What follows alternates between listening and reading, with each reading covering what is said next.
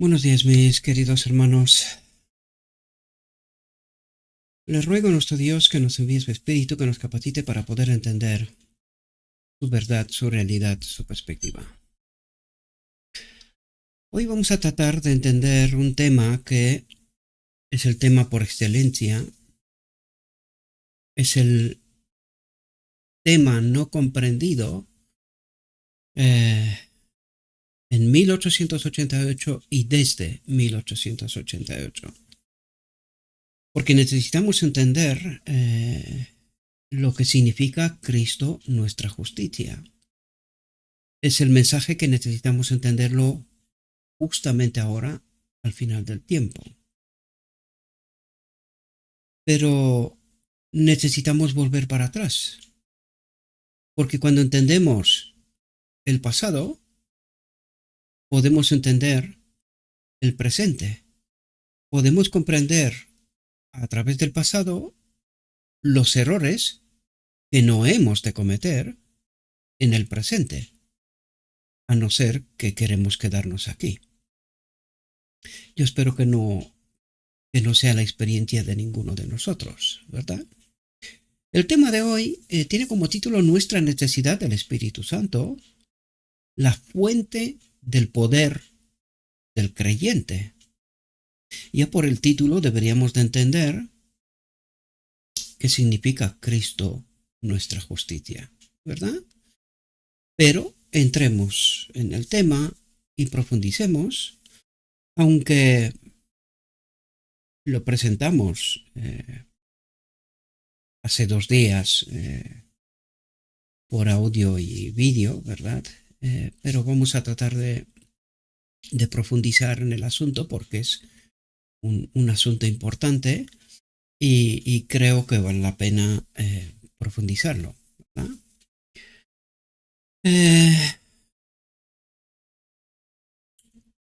Necesitamos entender primero la fecha cuando este mensaje fue transmitido, y es 1 de noviembre de 1893. En estos momentos se estaba trabajando, ¿verdad?, a través de Kellogg, el tema del panteísmo. Porque todo esto surge de una pregunta fundamental. ¿Quién es el Espíritu Santo? Lo que esta pregunta nos revela es que no entendían quién es el Espíritu Santo, cuál es su origen, cuál es su propósito y misión y por qué lo necesitamos.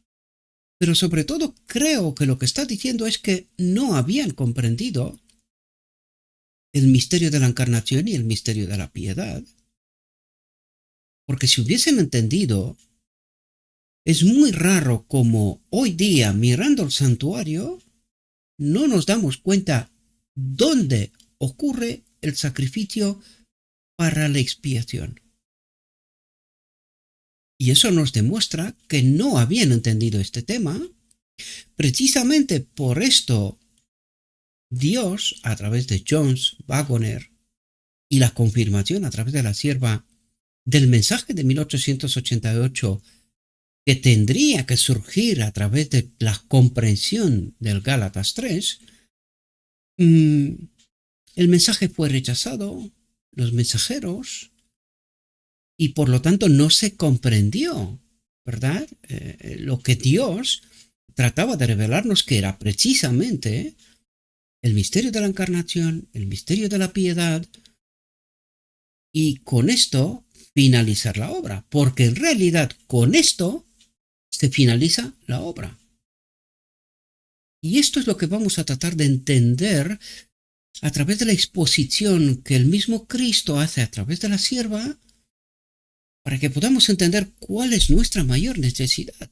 Esto es lo que el título viene a decir en realidad.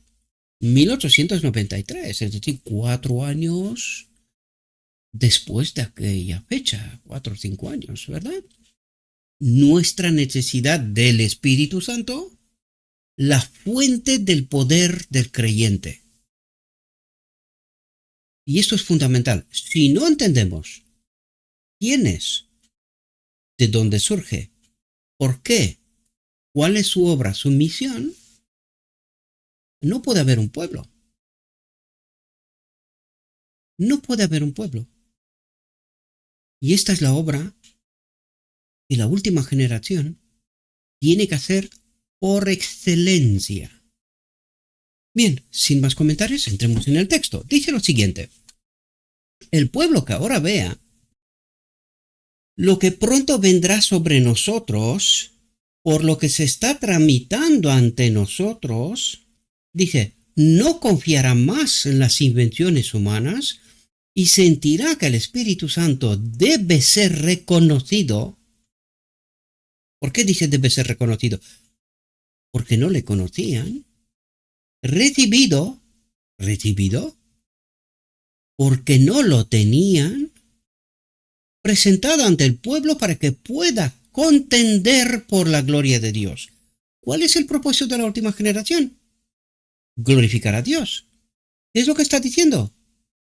Que por la comprensión de la obra y el ministerio del Espíritu Santo glorificaremos a Dios. Por eso, al rechazar, ellos no pudieron ser esta última generación que Dios pretendía que sean, ¿verdad? Y ahora nos toca a nosotros. Y dice, y trabajar por todas partes en los caminos y carreteras de la vida para la salvación de las almas de sus semejantes. Esta es la obra de la última generación. Pero no antes de entender al Espíritu Santo, de recibir al Espíritu Santo. Dice, cómo necesitamos la presencia divina. ¿Qué es el Espíritu Santo? Una presencia divina. Dice, para el bautismo del Espíritu Santo, cada obrero debería elevar sus oraciones a Dios. Las compañías deberían reunirse para pedir a Dios ayuda especial, sabiduría celestial, para que el pueblo de Dios sepa cómo planear, idear y ejecutar la obra. Porque esta obra tiene que ser la obra del Espíritu Santo, Cristo, el cuarto ángel. Creo que entendéis lo que trato de decir. Espero que sí. Porque estamos hablando de lo mismo en realidad. Dice, y tiene que ser su obra, ¿verdad? Dice, especialmente, deben los hombres orar para que el Señor escoja a sus agentes. ¿Cómo? Claro. Acababan de rechazar a los que habían sido escogidos para traer este mensaje. Aquí hay un detalle importante que quizás deberíamos de tener en cuenta. ¿Cómo se rechazó el Espíritu Santo? ¿Por la no aceptación del mensaje? ¿Solamente de aquel mensaje? Queridos, una y otra vez el Espíritu y Profecía nos revela que cada vez que rechazamos una verdad, sea cual sea, lo que estamos haciendo en realidad es rechazar a Cristo, al Espíritu Santo. Entonces, cuando hoy se rechaza la verdad, ¿se vuelve a repetir la historia? ¿Se está rechazando en realidad el Espíritu Santo? Claro, porque por eso hay tanta herejía en medio de nosotros. Por eso hay tanta doctrina de todo tipo. Por la no presencia del Espíritu Santo. ¿Y por qué no tenemos el Espíritu Santo? Porque rechazamos la verdad. ¿Rechazamos la verdad? ¿Esto significa que nos ha sido presentada? Sí. No puedes rechazar algo que no sabes. Tiene que ser algo que Dios trae a tu conocimiento, pero que por alguna razón rechazas. Al rechazar esta verdad, se rompe la cadena de verdad y el Espíritu Santo se retira. Hoy, tanto como entonces. Necesitamos entender el principio de cómo funciona, cómo trabaja Dios. Dije, durante 10 días oraron los discípulos antes de que llegara la bendición pentecostal. Fue necesario todo ese tiempo para que comprendieran lo que significaba ofrecer una oración eficaz, acercándose cada vez más a Dios, confesando sus pecados, humillando sus corazones ante Dios y por la fe contemplando a Jesús. Claro, queridos, porque si nosotros no entendemos, primero, quién es Jesús. Una vez que entiendes quién es Jesús, automáticamente viene una pregunta. Si Él es un hombre, ¿cómo venció? Y la respuesta nos la da Jesús. No soy yo. Es el Padre que obra en mí, está en mí, mediante el Espíritu Santo.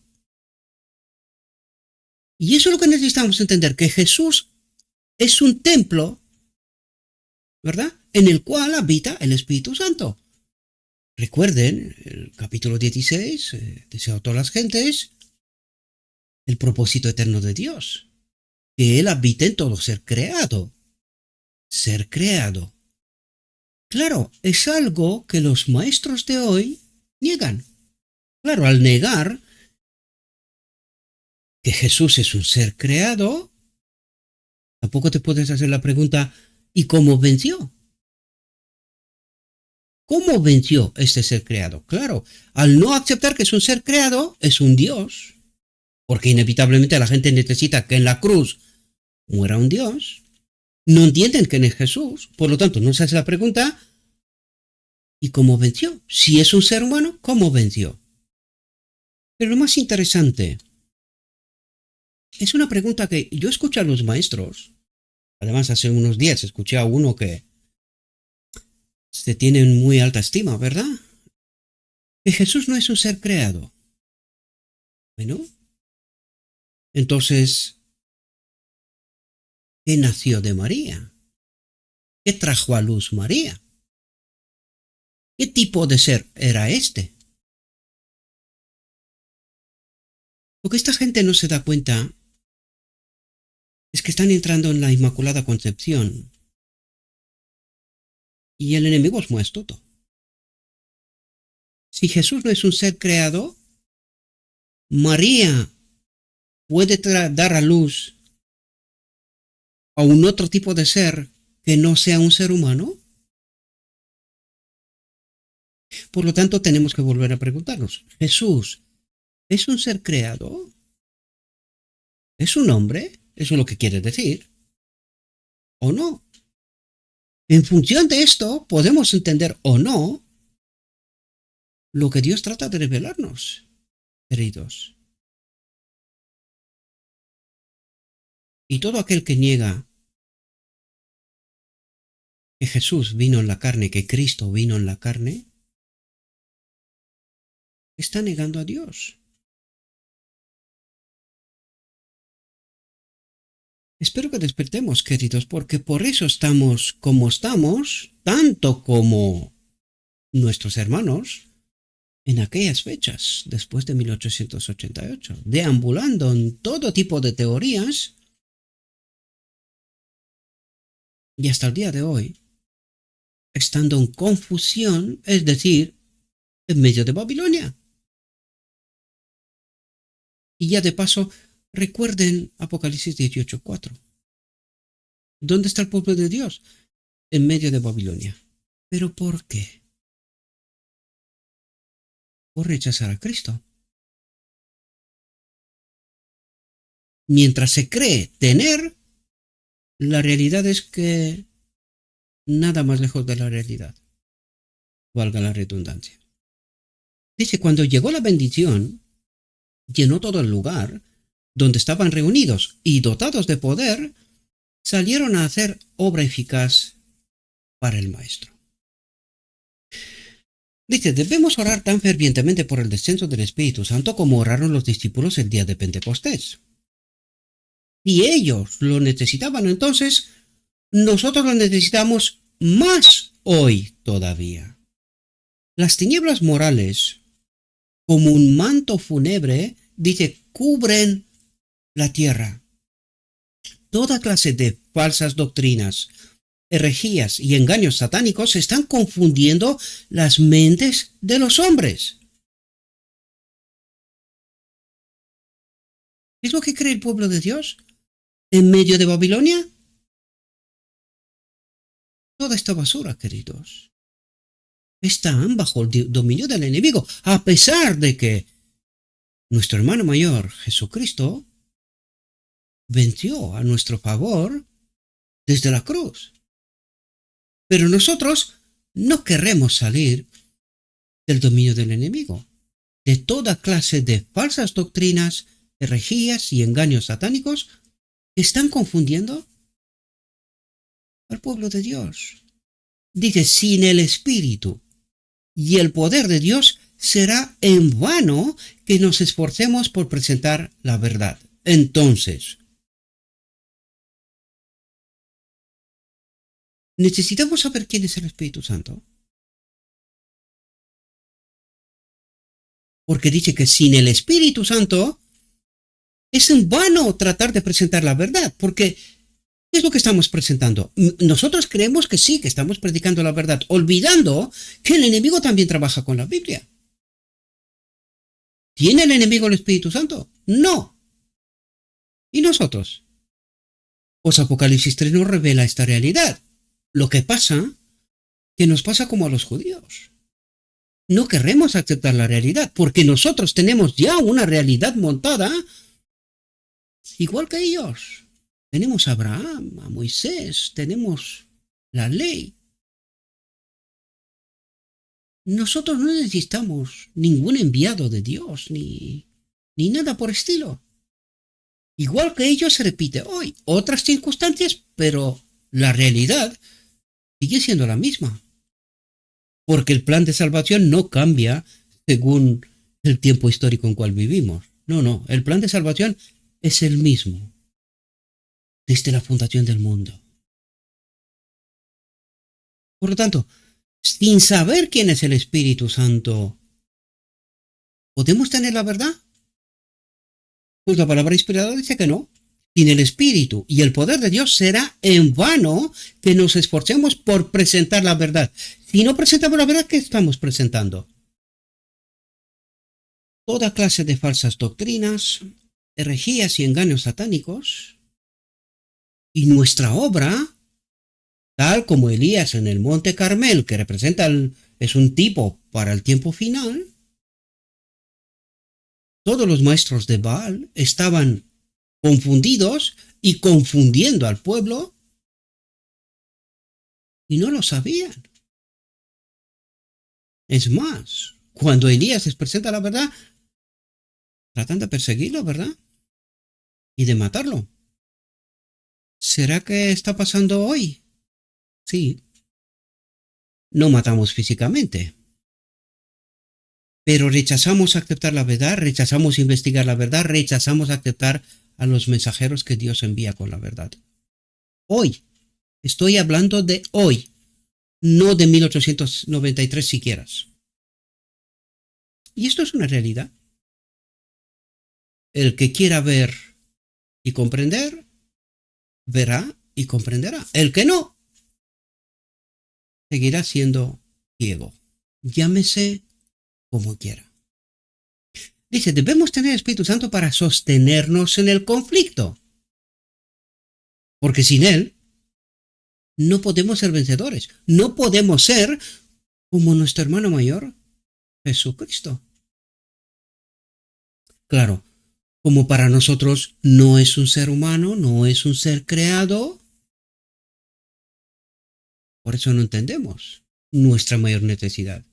Él siendo una especie de Dios, algo que nos hemos inventado, ¿verdad? No es ni Dios ni hombre. Es ahí una mixtura, ¿verdad? Y por eso estamos en Babilonia. No entendemos. Ni siquiera cuando se presenta la verdad. Tampoco queremos entender, ¿verdad? Dice, porque no tenemos lucha contra sangre y carne, sino contra principados, contra potestades, contra los gobernadores de las tinieblas de este siglo, contra huestes espirituales de maldad en las regiones celestes. ¿Quién trae y confunde al pueblo de Dios? Estos espíritus. ¿Pueden ser vencidos sin el Espíritu de Dios? Pues no. Y así estamos. Dice, no podemos caer mientras esperemos y confiemos en Dios. Que cada una de nuestras almas, ministros y pueblo, diga como Pablo, así que no corro como inseguro, no peleo como quien bate el aire, sino con santa fe y esperanza, en espera de ganar el premio, di a tu alma, espera en Dios, porque aún le alabaré, que es la salud de mi rostro y mi Dios. Por el precepto y el ejemplo alienta la fe, la confianza, la seguridad. Dice, esta es la obra del Consolador, y es tu obra cooperar con los organismos de Dios. Pero si no le conocemos,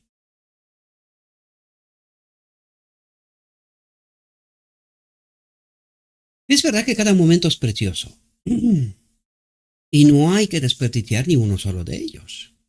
Pero es cuando obtienes la gracia del Espíritu Santo por la fe en Dios que estás capacitado para el desempeño de tus diversos deberes y puedes trabajar con un solo ojo para la gloria de Dios.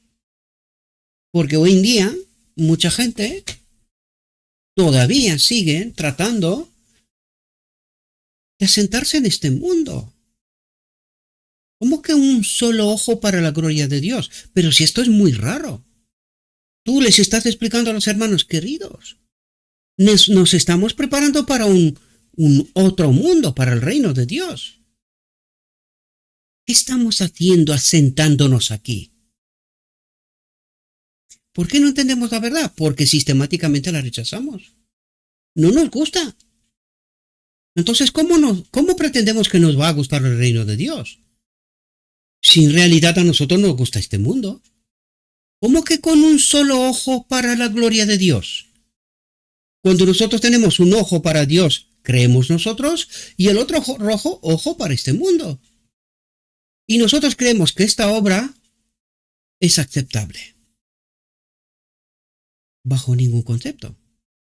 Pero como no nos gusta la verdad, digamos.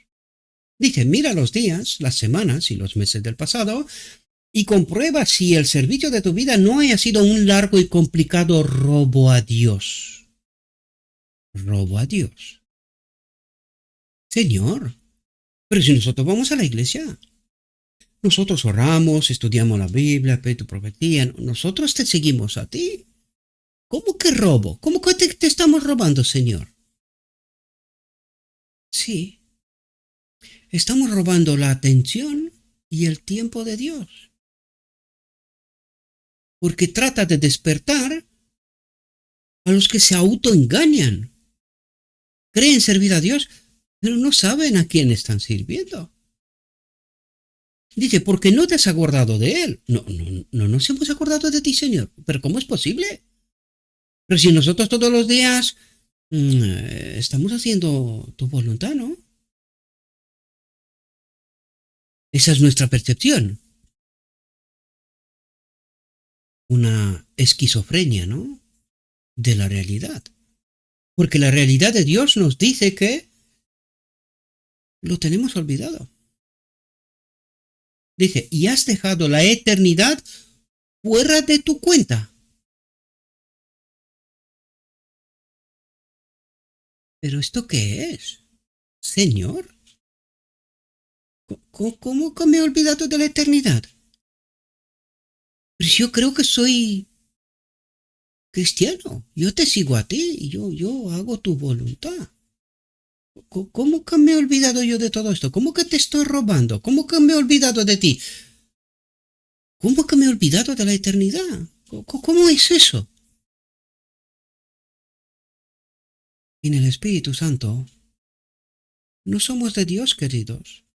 Nos autoengañamos. Dice, al descuidar las cosas espirituales, no solo has robado tu propia alma, sino también las almas de tu familia. ¿Se entiende mejor Ezequiel 9? Claro, porque debemos de ser ministros en la iglesia de nuestra casa. Nuestra casa es la iglesia, donde 2 o 3 están juntos y donde también Cristo debería de estar en medio de ellos. Pero al no hacer cumplir nuestro deber, nuestra familia perecerá. Dice, y no hablamos del siguiente escalón, que es el lugar de reunión donde nos reunimos las familias, ¿verdad? Dice, porque al buscar el enriquecimiento temporal, descuidando la iluminación celestial, no has estado en condiciones, ni física ni mentalmente, de educar y entrenar a tus hijos para que guarden el camino del Señor.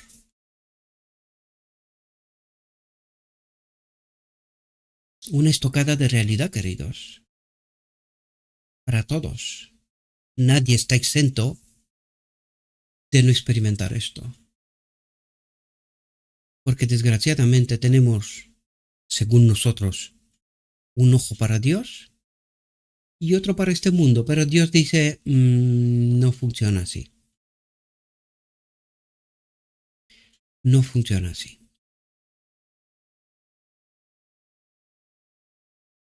Dice, tienes un trabajo serio y solemne que hacer para preparar el camino del Señor. Necesitáis la unción celestial y podéis tenerla. Señor, un momento. Pero si nosotros decimos que tenemos el Espíritu Santo, una vez que nos bautizamos recibimos el Espíritu Santo. Tú nos estás diciendo que no tenemos. Pues sí. Y ahora deberíamos de preguntarnos, ¿por qué? ¿Por qué creemos que lo tenemos? Pero sobre todo, ¿por qué no lo tenemos? Necesitáis la unción celestial. ¿Quién unge con el Espíritu Santo? ¿Algún hombre? Sí. ¿Los hombres tienen el Espíritu Santo? ¿Envían el Espíritu Santo? ¿Tiene alguna potestad sobre el Espíritu Santo? ¿Los hombres? No, queridos, esto es otra trampa del enemigo. La unción es celestial, es Cristo, la cabeza de la iglesia, la única iglesia, el que unge. ¿Somos parte de esa iglesia? ¿Conocemos a nuestro Maestro? ¿Le seguimos? ¿Tenemos la unción? Dice, podemos tenerla, pero por ahora todavía no. Dice, todo lo que pidéis al Padre en mi nombre, ¿quién da el Espíritu Santo?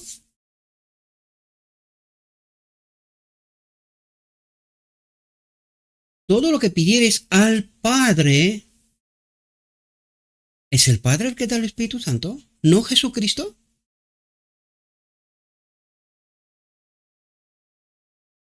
¿Cuánto entendimiento falta, queridos? ¿Cuánto falta? Todo lo que pidierais al Padre en mi nombre, Él os lo dará. Hasta ahora nada habéis pedido en mi nombre. Pedid y recibiréis para que vuestro gozo sea completo. Otra cuestión que no nos encaja. ¿No hemos pedido en el nombre de Jesús? Sí, ¿cuál Jesús? El que es mitad Dios y mitad hombre, un ser que en el planteamiento de Dios no existe. ¿Este es nuestro Jesús? Pues por eso no tenemos el Espíritu, queridos. Porque desconocemos quién es Jesucristo. Entonces, ¿a quién le estamos pidiendo lo que estamos pidiendo? Véase la visión de los dos tronos. Dos grupos piden lo mismo, pero no reciben lo mismo. Nena, estoy grabando. Luego te llamo, ¿vale?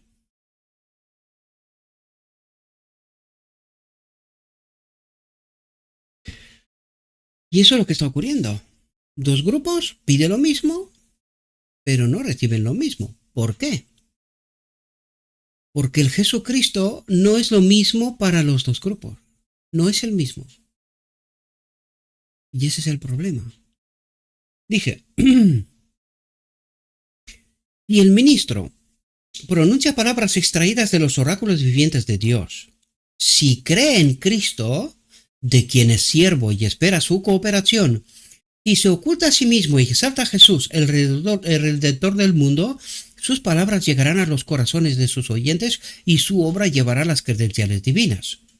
Dice, el Espíritu Santo debe ser el agente vivo para convencer del pecado, para convencer de que estamos separados de Dios, lo que acaba de decirnos hasta aquí, queridos. Y que la única manera es conocer quién es el Padre, Juan 17:3, y quién es nuestro Señor Jesucristo. Porque nosotros podemos pedir en el nombre de Jesucristo. ¿Cuál Jesucristo? ¿El que presenta este mundo? ¿O el del que nos habla Dios a través de los evangelios? Porque según el Cristo en el cual creemos, este es el espíritu que tenemos. No lo digo yo, está escrito. Lo único que hay que tener el discernimiento necesario para entender. El Espíritu Santo debe ser el agente vivo para convencer del pecado. El agente divino presenta al orador los beneficios del sacrificio hecho en la cruz, y a medida que la verdad entra en contacto con las almas presentes, Cristo las gana para sí y obra para transformar su naturaleza. ¿Ahora? Sí, ahora.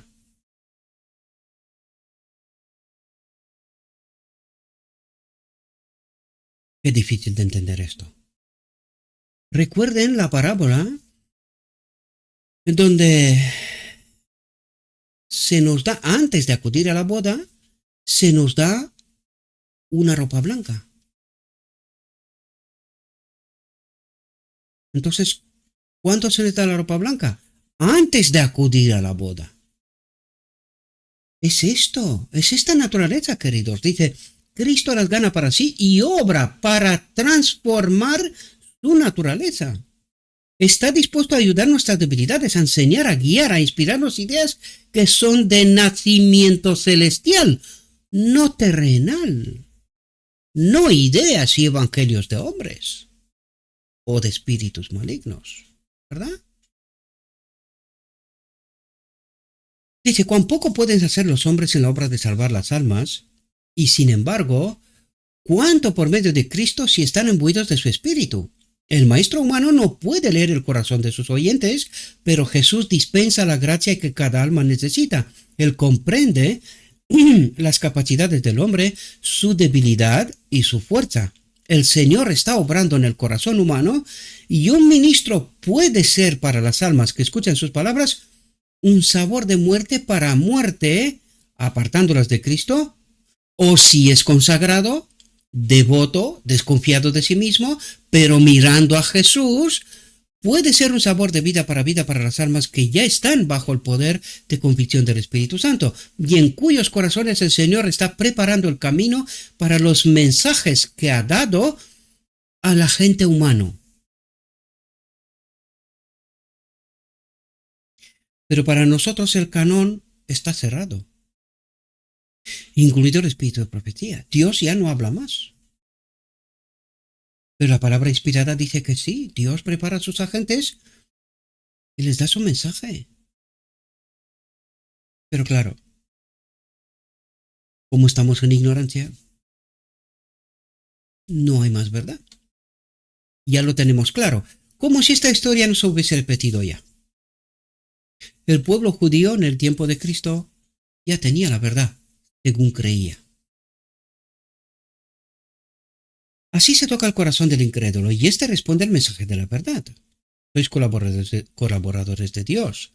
Las convicciones implantadas en el corazón y la iluminación del entendimiento por la entrada de la palabra obran en perfecta armonía. La verdad presentada a la mente tiene poder para despertar las energías dormidas del alma. La verdad tiene poder para despertar, claro, pero si no la aceptas,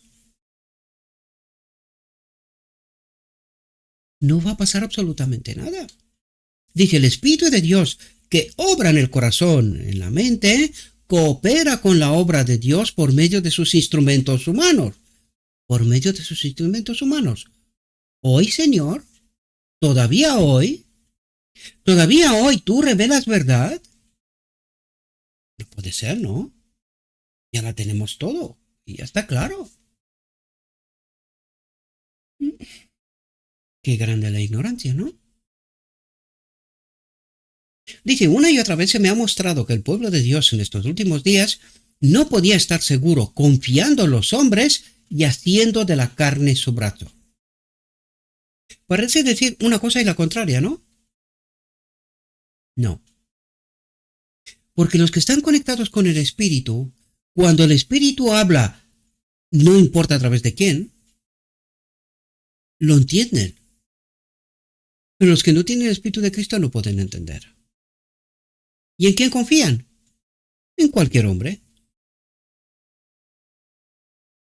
Si mi pastor, mi maestro, mi tal, mi cual, me dijo tal cosa, y él sabe. Así. Dice, la poderosa cuchilla de la verdad los ha sacado del mundo como piedras brutas que han de ser labradas, escuadradas y pulidas para el edificio celestial.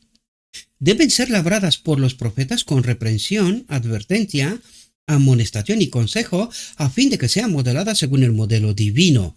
Según el modelo divino. ¿Quién es el modelo divino? Jesucristo. Esta es la obra específica del Consolador. Dice, transformar el corazón y el carácter para que los hombres guarden el camino del Señor.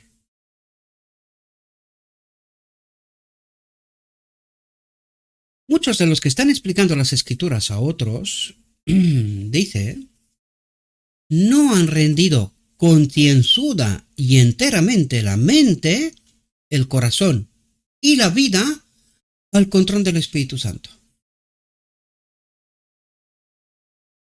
¿Y cómo tenemos tantas doctrinas, herejías y malos entendimientos? Por maestros que creen estar guiados por el Espíritu Santo, pero que dice muchos, no poquitos, no algunos, muchos no han rendido el corazón y la vida al control del Espíritu Santo. Entonces, ¿para quién están obrando? ¿Y con qué poder? ¿Por qué al final del tiempo solamente hay un grupo pequeño que se salva? ¿Será que por eso? Entre otras cosas. Dice, el mensaje que tenemos que llevar no es un mensaje que los hombres deben avergonzarse de declarar. Me pregunto, ¿qué mensaje es este? Para que algunos sientan vergüenza de declarar. Buena pregunta, ¿no? Dice, no deben tratar de encubrirlo, de ocultar su origen y propósito. Tremendo es este mensaje, queridos. Tan tremendo es que tratamos de encubrir, de ocultar su origen y propósito. Claro, así se explica como para nosotros Jesús no es un ser creado. Entonces, ¿cómo pretendemos entender el Evangelio? ¿Quién es el modelo? ¿Un Dios? ¿Un semidios? ¿O cualquier otra cosa? ¿Que no sea un ser creado uno como nosotros? Así se explica la multitud de falsa doctrina y herejías que hay en medio de nosotros, queridos. Porque estamos tratando de encubrir la verdad, incluso cuando se nos presenta. Pero ¿cómo vamos a declarar nosotros esta locura si nadie más cree esto? Solo escucho aquí a un tal Gabriel que de vez en cuando dice cosas, ¿no?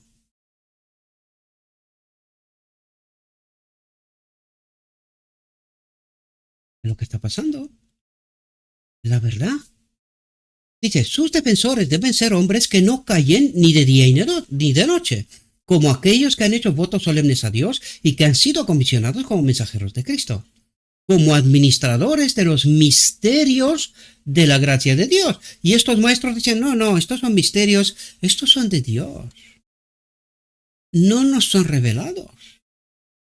Pero Dios dice, es que vosotros debéis de ser administradores de los misterios de Dios.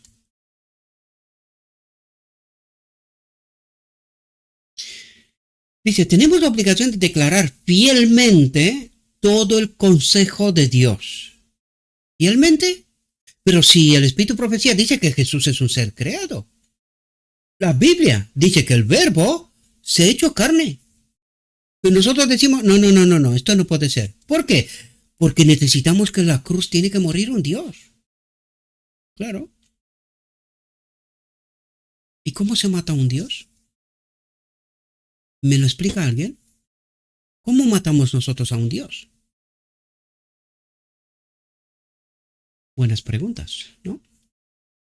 Dice, no debemos restar importancia a las verdades especiales que nos han separado del mundo y nos han hecho lo que somos, porque están cargadas de intereses eternos.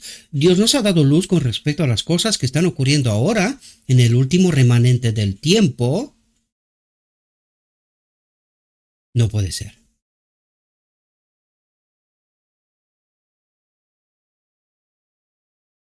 Dios nos ha dado luz con respecto a las cosas que están ocurriendo ahora en el último remanente del tiempo.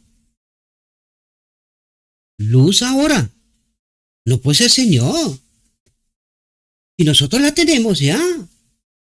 ¿Cómo que luz ahora? No, que no puede ser. ¿O sí?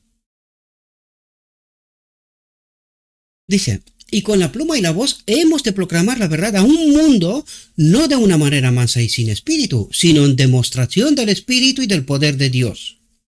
Sí, Señor, pero no puede ser este Gabriel, este no puede ser, tiene que ser un otro. Un otro, no lo sé quién, un otro. Este tío es raro, dice cosas extrañas. ¿Quién las puede aguantar? ¿Verdad? Dice, pero es la vida de Jesucristo en el alma. ¿Cómo? La vida de Jesucristo en el alma. ¿Y esto qué es? ¿Esto cómo se come?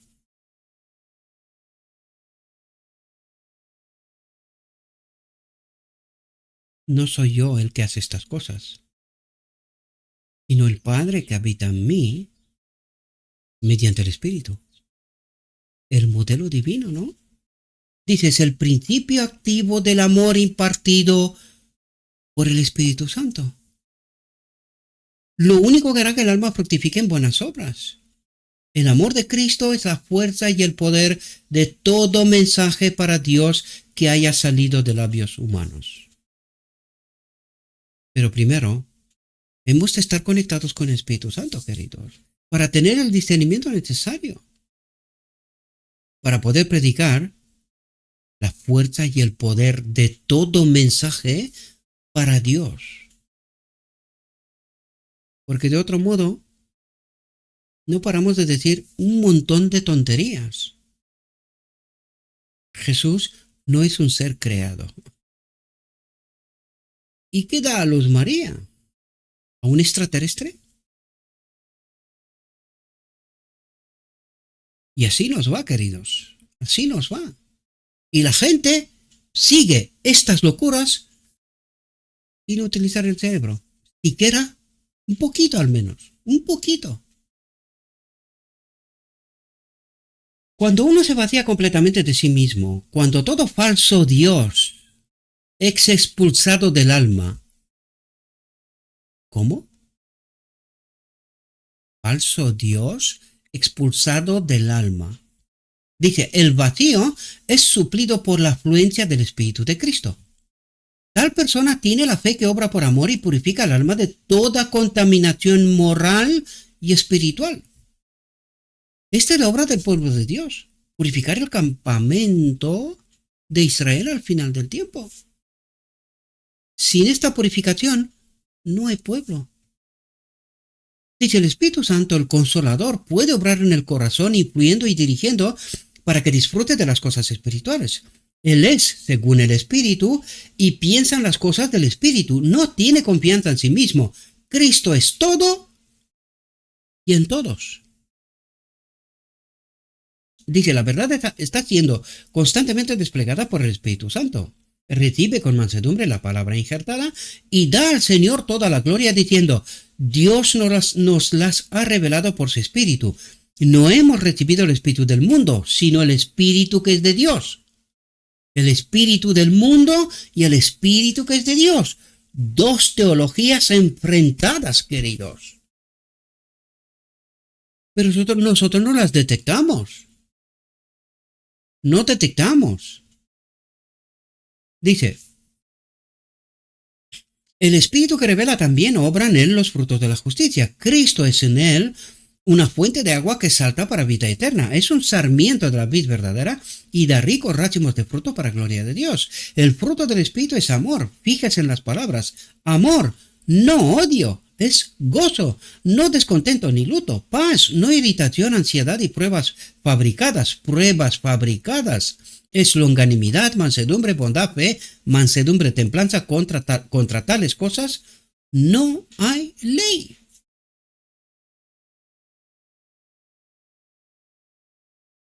Los que tienen este espíritu serán fervorosos obreros juntos con Dios.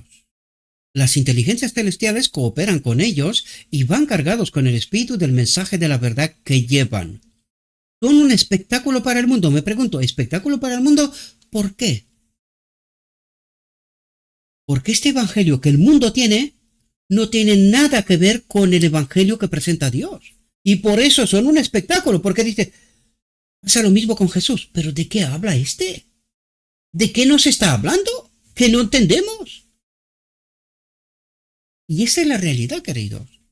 Dice, son ennoblecidos, refinados, mediante la santificación del Espíritu y la creencia en la verdad. No han traído al tesoro del alma madera, heno, rastrojo, sino oro, plata y piedras preciosas. Hablan palabras de sólido sentido y de los tesoros del corazón sacan cosas puras y sagradas según el ejemplo de Cristo. Día tras día pasa hacia la eternidad, acercándonos al fin del tiempo de prueba. Ahora debemos orar como nunca antes para que el Espíritu Santo se derrame más abundantemente sobre nosotros y debemos esperar que su influencia santificadora venga sobre los obreros para que la gente por la cual trabajan sepa que han estado con Jesús y han aprendido de él. Necesitamos vista espiritual ahora como nunca antes, para que podamos ver a lo lejos y para que podamos discernir las trampas y los designios del enemigo y como fieles centinelas proclamar el peligro, queridos. Necesitamos poder espiritual para que podamos comprender tanto como la mente humana puede los grandes temas del cristianismo y cuán trascendentales son sus principios. Y esta es la obra que tenemos que hacer ahora justo al final del tiempo, mis amados. Purificar el campamento de Israel. Sacar fuera todo engaño, toda mentira de medio de nosotros. Pero para eso se necesita gente valiente, queridos. Gente que tome el toro por los cuernos. Y no es fácil proclamar esto. No es fácil. Por eso hay tan poquito maestro que predique la verdad. La verdad. No de la verdad. De la verdad hay un montón. No, la verdad, sin contaminación. Dice, cuando el pueblo de Dios humilla el alma ante él, buscando individualmente su Espíritu Santo con todo el corazón, se oirá de labios humanos un testimonio como el representado en esta escritura. Dice, después de esto vi a otro ángel descender del cielo con gran poder y la tierra fue alumbrada con su gloria. Habrá rostros resplandecientes con el amor de Dios. Habrá labios tocados con fuego santo diciendo, la sangre, la vida de Jesucristo, su Hijo, nos limpia de todo pecado. ¿Quién nos limpia de pecado?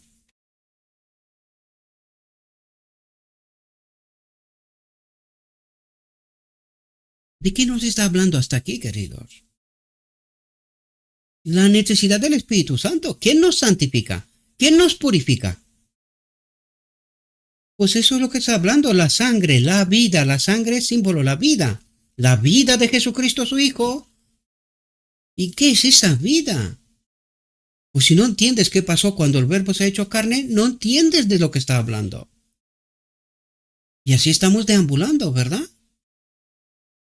Los que están bajo la influencia del Espíritu de Dios no serán fanáticos, sino tranquilos, firmes, libres de extravagancia, pero que todos los que han tenido la luz de la verdad brillando clara y nítida en su sendero, tengan cuidado de cómo claman paz y seguridad.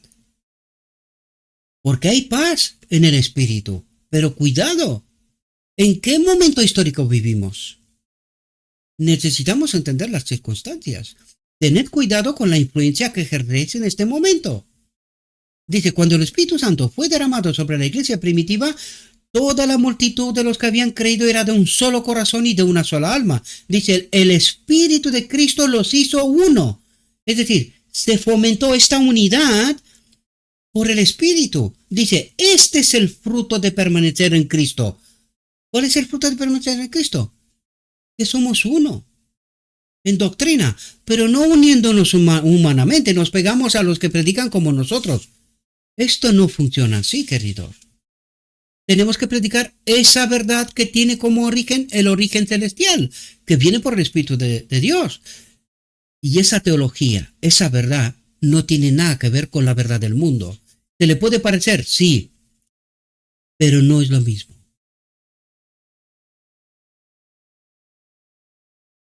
Jesús anhela conceder la dote celestial en gran medida a su pueblo.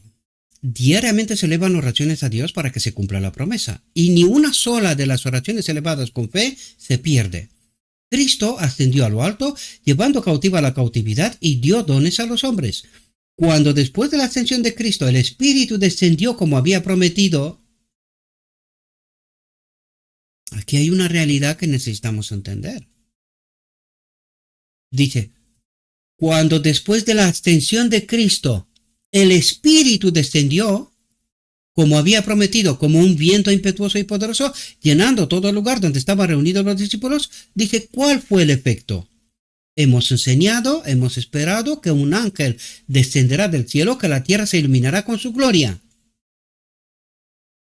¿Tiene algo que ver con el cuarto ángel de Apocalipsis? Dice, cuando contemplaremos una reunión de almas similar a la presenciada al día de Pentecostés.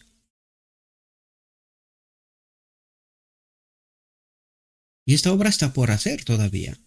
Dice, en medio de la confusión de doctrinas engañosas, el Espíritu de Dios será una guía y un escudo para aquellos que no han resistido las evidencias de la verdad.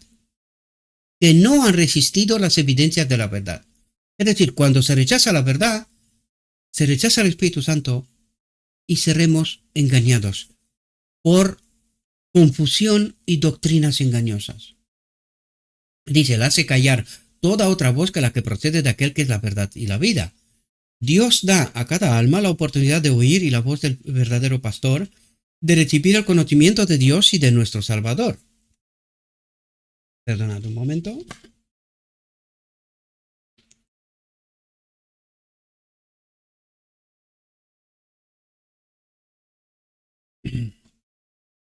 Cuando el corazón recibe esta verdad como un tesoro precioso, se forma en el Cristo, esperanza de gloria, mientras todo el universo celestial exclama amén y amén. Es decir, cuando recibimos la verdad, recibimos también el Espíritu de Cristo, queridos. ¿Y cuando rechazamos la verdad? Pues rechazamos a Cristo. Eso es lo que está diciendo. ¿No fue eso lo que pasó en 1888? ¿No es eso lo que está pasando hoy? Claro, cuando rechazamos la verdad, rechazamos a Cristo. Así de simple. Dice, tenemos absoluta necesidad del poder regenerador del Espíritu Santo. No tenemos tiempo para conferenciar con la carne y la sangre. No tengo tiempo de debates con la gente. Ni siquiera intento convencer a nadie. Mi trabajo es presentar la verdad. ¿La quieres aceptar? Amén. No a mí. A Cristo aceptas. ¿Rechazas la verdad? ¿Rechazas a Cristo? Mi trabajo es presentar la verdad. Tienes que saber. ¿Es verdad? ¿Está escrito o no está escrito? Es así de claro. Pero yo no trato de convencer a nadie. Porque es la obra del Espíritu Santo, no es mía. Mi trabajo es presentar la verdad. Punto.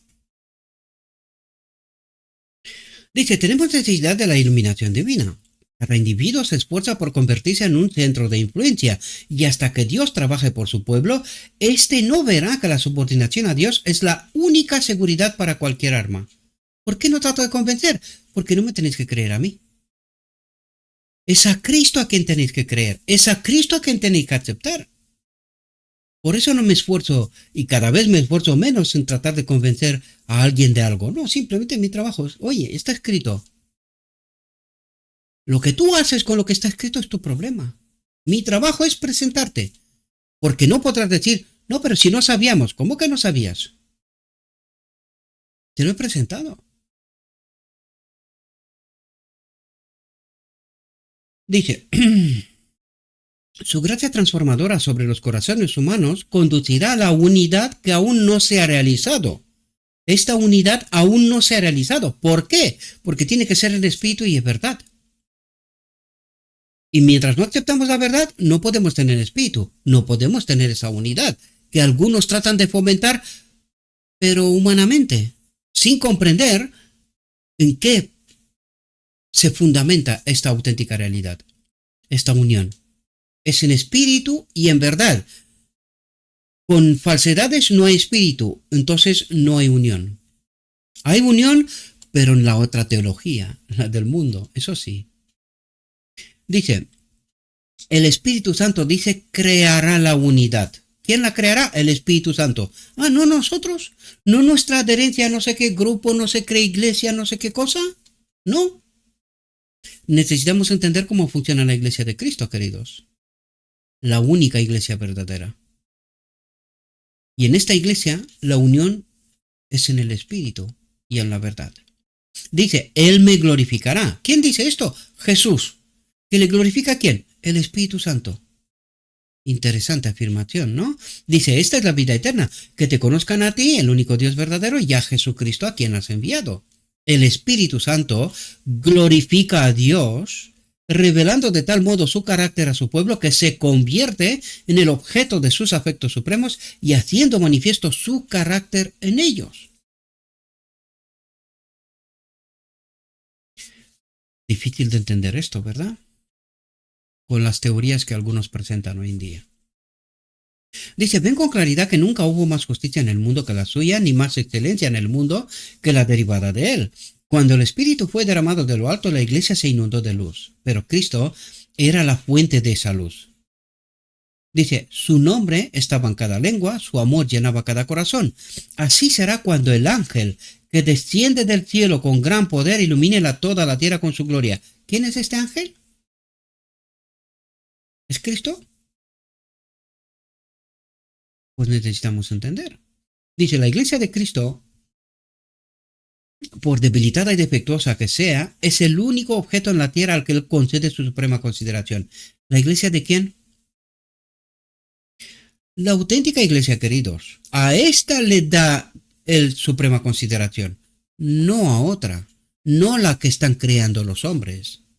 Dice, mientras extienda a todo el mundo su invitación para que vengan a Él y sean salvos, comisiona a sus ángeles para que presten ayuda divina a toda alma que acuda a Él arrepentida y contrita. Y viene personalmente por medio de su Espíritu Santo en medio de su iglesia. ¿Cómo viene Cristo? Dice, viene personalmente por medio de su Espíritu Santo en medio de su iglesia.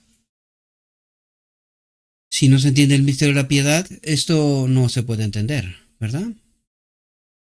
Dice, el don de su Espíritu Santo, rico, pleno y abundante, es para su iglesia como un muro de fuego que la rodea, y los poderes del infierno no prevalecerán contra ella.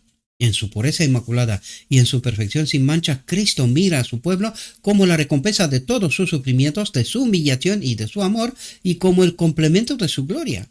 Cristo, el gran centro del que irradia toda la gloria. ¿Cómo se manifiesta Cristo? Por el Espíritu Santo.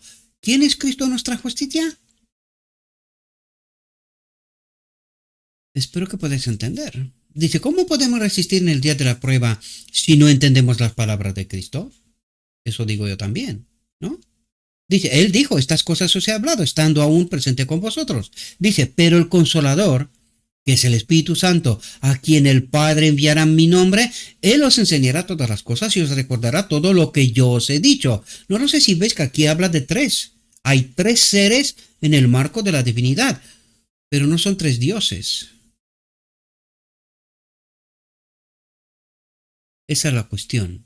Dice, es el Espíritu Santo quien ha de traernos a la memoria las palabras de Cristo. El tema que Cristo escogió para tratar en su último discurso a sus discípulos fue el del oficio del Espíritu Santo. Abrió ante ellos un amplio abanico de verdades. Debían recibir sus palabras por la fe y el Consolador, el Espíritu Santo, debía traerles todas las cosas a la memoria.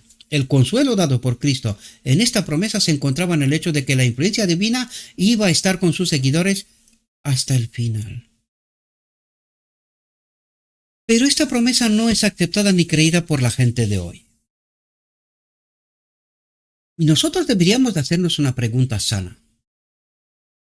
¿Es esto posible que ocurra en medio de nosotros?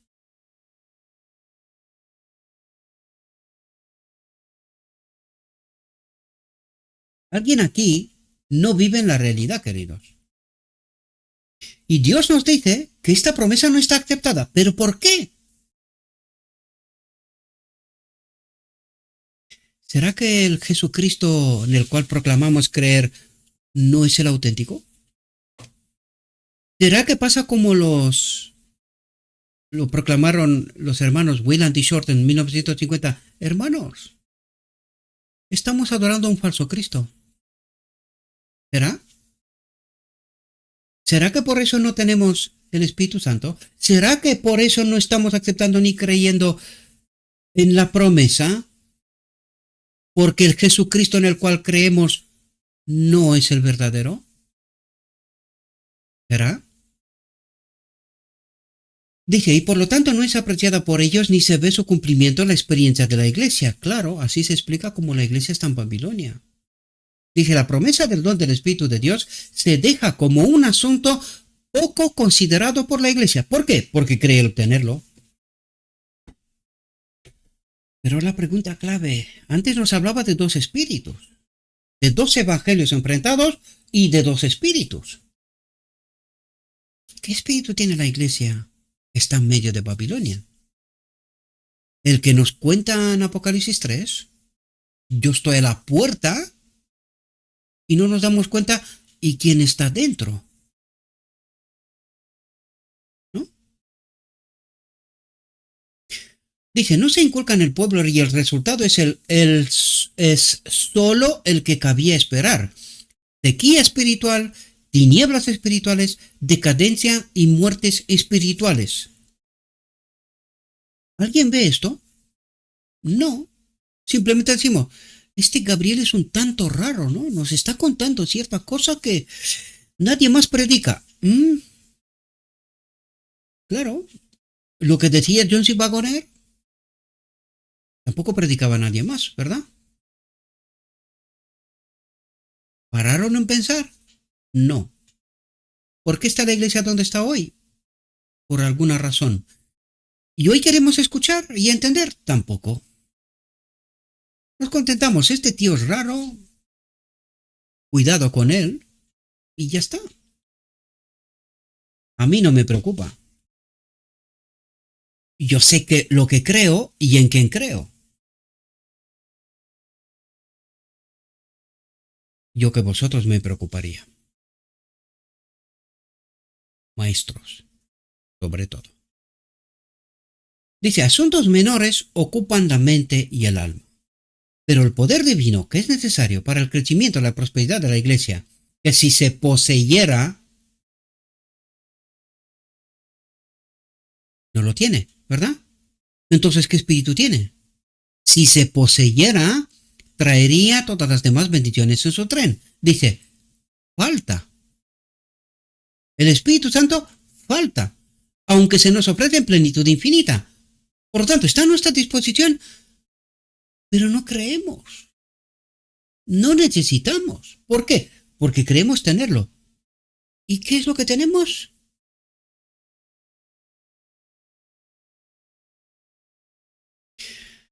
Dice, mientras la iglesia esté satisfecha con las cosas pequeñas, estará descalificada para recibir las grandes cosas de Dios. Y mientras la iglesia se pregunta, ¿por qué no viene Cristo? No se pregunta ¿Quién obra en medio de la iglesia? Por lo tanto, está descalificada para recibir el poder de Dios, las grandes cosas. Pero ¿por qué no tenemos hambre y sed del don del Espíritu Santo? Ya que es el medio por el cual el corazón puede mantenerse puro. Es esencial que el cristiano comprenda el significado de la promesa del Espíritu Santo. Dice, justo antes de la segunda venida de nuestro Señor Jesús. Y yo pregunto, ¿y qué comprensión tenemos nosotros entonces? Si justo antes de la segunda venida de nuestro Señor Jesús, tenemos que entender quién es el Espíritu Santo. Porque dice, es esencial que el cristiano comprenda el significado de la promesa del Espíritu Santo justo antes de la segunda venida de nuestro Señor Jesús. ¿Y qué es lo que cree la Iglesia? Muchas doctrinas, muchos errores, muchas herejías. Eso es lo que cree. Dice, hablad de ella, orad por ella, predicad acerca de ella, porque el Señor está más dispuesto a dar el Espíritu Santo que los padres a dar buenos regalos a sus hijos. Atentos.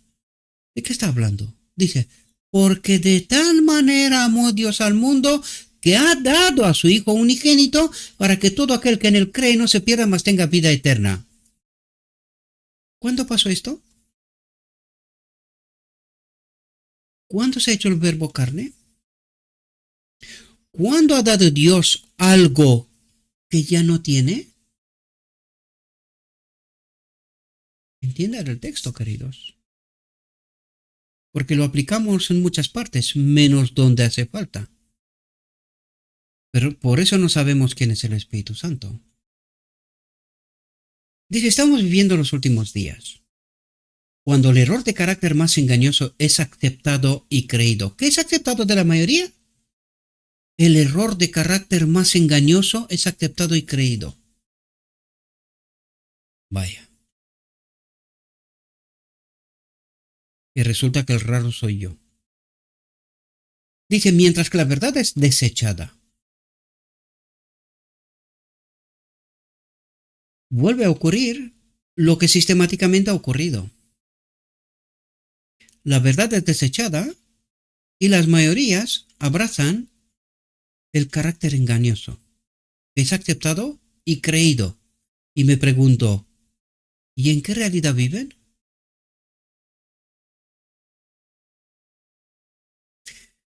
Dice, Dios llama a todos los que dicen creer en la verdad presente a trabajar diligentemente en recoger las preciosas joyas de la verdad y colocarlas en su posición en el marco del Evangelio. Claro, lo que estamos tratando de hacer en este ministerio. Cuando decimos, la cruz no está en el santuario, el altar de sacrificio está nada más entrar en el mundo. Hay que colocar la verdad, las piedras preciosas, en el marco del Evangelio. Porque lo que se cree hoy es una locura. Una locura. Y el mundo lleno de maestros cobardes, que no se atreven a predicar la verdad tal cual está presentada por el Evangelio. Porque no estamos hablando, nos inventamos lo que nos dé la gana. No, no, no, no, no. Presentamos lo que está escrito. ¿Por qué no se comprende? Porque es más fácil aceptar el error de carácter más engañoso y creído. Claro. Queremos estar con las mayorías, ¿verdad? Que no nos miren raro, que no nos crean locos, ¿no? Dice, esto no puede lograrse sin la ayuda del Espíritu Santo. Ups. ¿Quién tiene Espíritu Santo y quién no? Despierten, queridos. Por los frutos los conocerás. Pero si no entiendes el Evangelio, ¿cómo vas a entender cuáles frutos son que son? No puedes. Dice, pero con la ayuda del Espíritu podemos hacer todas las cosas. Cuando somos dotados del Espíritu Santo, por la fe nos apoderamos de un poder infinito. No hay nada que perder de lo que viene de Dios.